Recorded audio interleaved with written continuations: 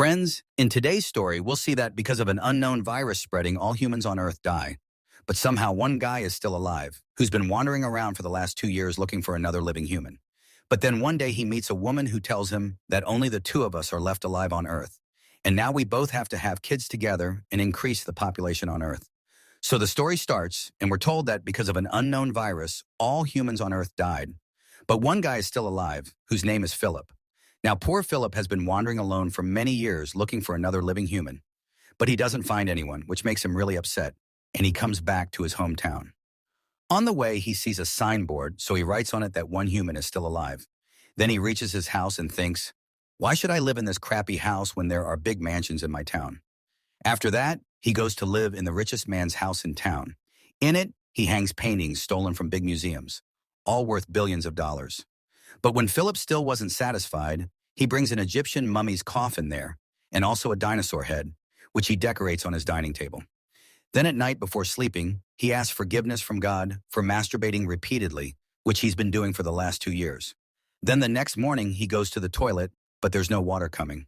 So he brings a bunch of Bisleri bottles to wash his butt. After emptying his stomach, he gets hungry, so he goes to a supermarket, and instead of opening the door, he blows it off with a gun. Then inside, he takes a lot of food for himself, but then his eyes fall on the dirty magazines there, which he stuffs into his trolley and leaves. At night, he opens a $1,000 wine and thanks God. After that, he jerks off twice and quietly goes to sleep. Then the next day, Philip wastes expensive stuff in the house to pass time. But when even that doesn't satisfy him, he crashes an expensive Mustang into a cheap car and blows it up. Because how long could the poor guy keep passing time by jerking off? Now, after doing this for a few days, we see that Philip's house has become a junkyard. And anyway, why would he clean this house? It wasn't his anyway. Then he fills a rubber pool with booze and bathes in it, drinks it. Meanwhile, suddenly he gets a strong urge to poop. But his toilet was full of junk. So he thinks of making a new commode for himself. He cuts a swimming pool float in half and sits on it to poop. After pooping, he goes to the bar once and asks the toys there, do you guys want to drink some booze? But when the toys don't answer, he drinks the whole bottle himself and passes out there. A little later, when he comes to, he takes a toy with him in the car to a girl doll and starts talking to her. He says, I've been noticing you for a long time, but I didn't have the courage to tell you what's in my heart. Saying that, he starts kissing her, and then the doll's hand breaks. Seeing that, Philip gets sad, and the next day he goes to a hill and writes R.I.P. Philip there. After that, he sits in his car and starts driving full speed to crash into the hill. But before he can take his life, he sees something weird there. He quickly stops the car and sees smoke coming from behind the hill, which means some human is still alive. So he quickly heads toward the smoke. Then reaching there, he sees a camp set up, and with it, a girl's bra hanging there. Seeing it, he gets happy and starts sniffing the bra. After that, he passes out right there. A little later when he comes to, he finds himself lying in a beautiful girl's lap, who tells him, I can't believe you found me.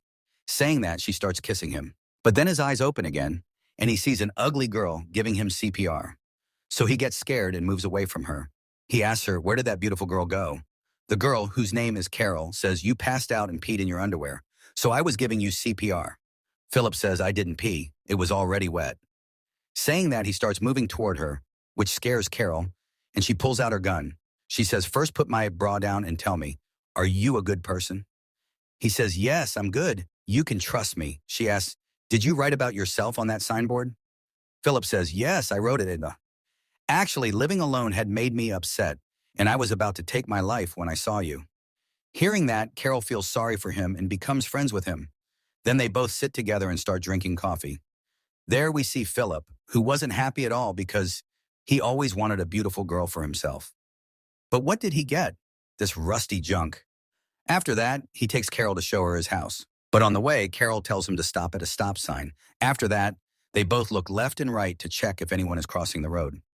Then at home, Philip shows Carol his poop pool toilet, then the garbage pool, and then the booze pool.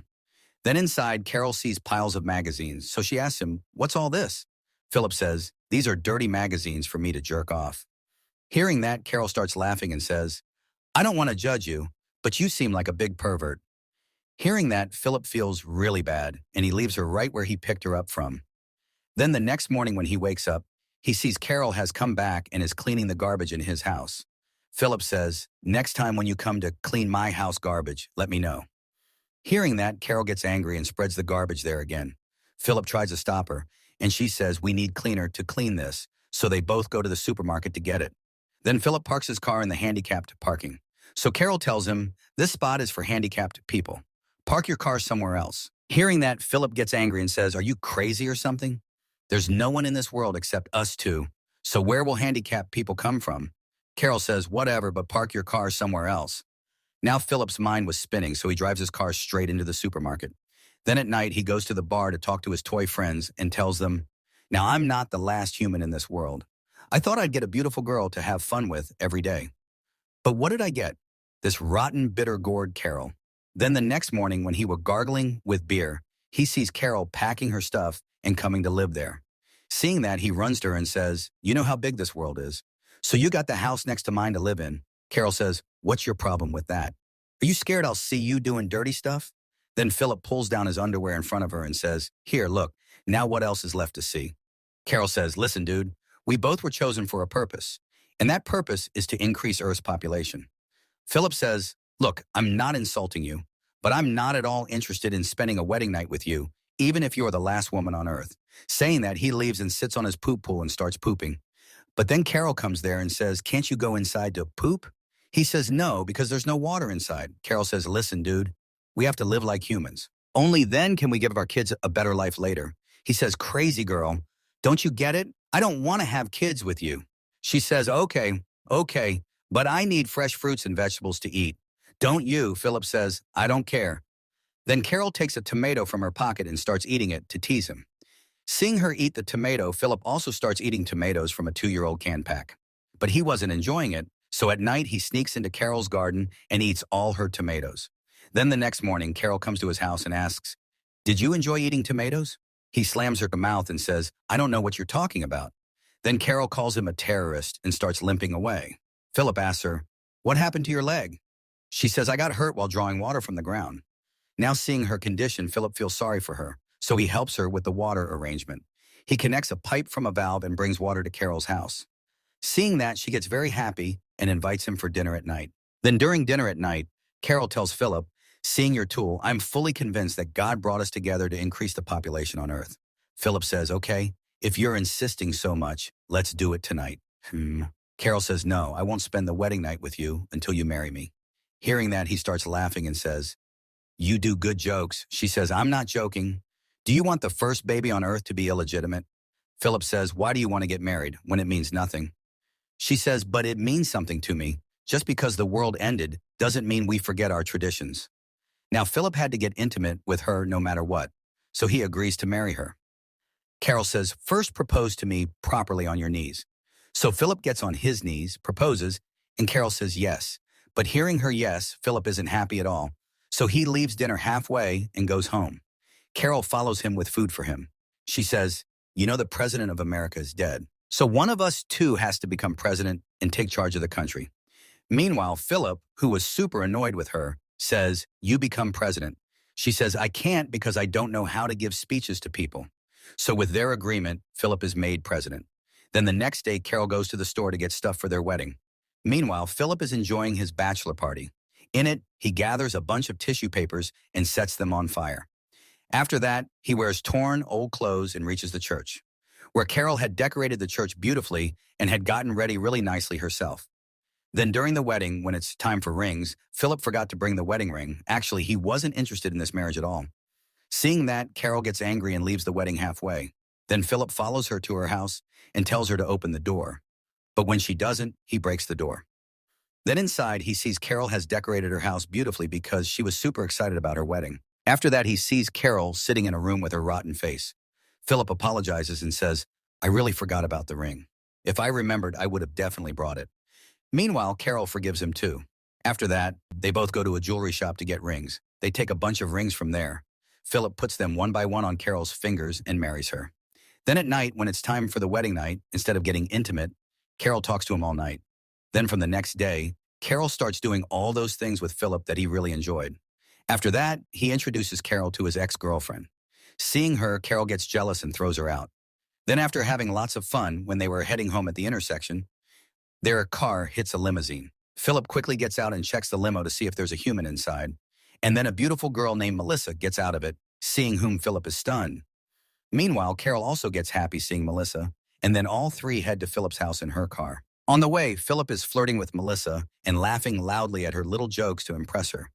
Melissa says, I came here after reading the signboard outside town, and I've been wandering like a dog here for the last 2 weeks, but I didn't find anyone. Hearing that, Philip thinks, what a big mistake I made. This girl came before Carol. If she had found me first, I would have married her. Then Carol also tells Melissa that we got married a week ago. Hearing that, Melissa is shocked and says, dude, you're fast. Meanwhile, this marriage talk doesn't please Philip at all. And before Carol can say more, he closes the middle window of the car. After that, all three reach home, where Melissa is amazed seeing the expensive paintings in his house and says, I'm very tired. I need rest. Philip says, rest at my house. We'll talk a lot and have fun together. But then Carol says, if I were you, I wouldn't stay in his house at all because Philip uses the pools in this house for pooping. Hearing that, Melissa says, okay, I'll find another house for myself. Before leaving, Carol invites her for dinner, which she accepts. Then Carol hugs her. Meanwhile, Philip, who never misses such chances, squeezes in between and hugs Melissa from behind. Then in the evening when dinner was being prepared, Philip comes there after shaving his beard. Seeing that, Carol is shocked because when she had asked, Philip had refused to shave. Actually, he was trying to get intimate with Melissa, for which he was ready to do anything. Then at night, when everyone was at the dinner table, Philip was flirting with Melissa and cursing himself for getting married so quickly. After that, he starts agreeing with everything Melissa says. Like the movie that was Melissa's favorite was also Philip's favorite. The food she liked was his favorite too. The car she liked was his favorite too. Actually, he was doing this so Melissa would think there's a connection between them. Then after dinner, Carol calls Philip to have fun with her. But Philip wasn't in the mood at all, so he refuses and says, I have stomach pain.